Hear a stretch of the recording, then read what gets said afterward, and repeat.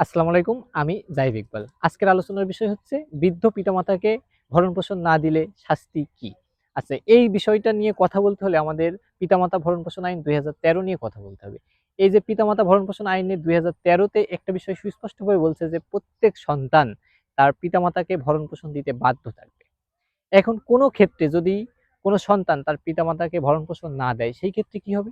এই ক্ষেত্রে যে শাস্তির বিধান রয়েছে সেটি বলছে যে যদি ভরণ-পোষণ না দেয় সেই ক্ষেত্রে ৳১,০০,০০০ জরিমানা অনাদায়ে ৩ মাসের কারাদণ্ডের বিধান রাখা হয়েছে। এখানে আরেকটা বিষয় স্পষ্টভাবে উল্লেখ আছে যে যদি সন্তানকে তার স্ত্রী অথবা সন্তান তারপরে নিকটতম আত্মীয় যদি পিতামাতাকে ভরণ-পোষণ দিতে বাধা সৃষ্টি করে বা চাপ প্রয়োগ করে, সেই ক্ষেত্রে যারা বাধা দেবে বা চাপ প্রয়োগ করবে তাদের ক্ষেত্রেও ৳১,০০,০০০ জরিমানা এবং অনাদায়ে ৩ মাসের কারাদণ্ডের বিধান রাখা হয়েছে।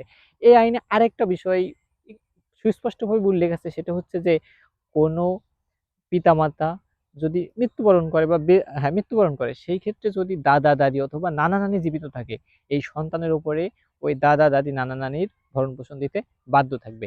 এখানে আরেকটা বিষয় উল্লেখ আছে সেটা হচ্ছে যে সন্তান যদি সন্তান যদি হচ্ছে অ্যা পিতামাতাকে ভরণ-পোষণ না দেয়, সেই ক্ষেত্রে এই পিতামাতাকে অবশ্যই লিখিত অভিযোগ দায়ের করতে হবে।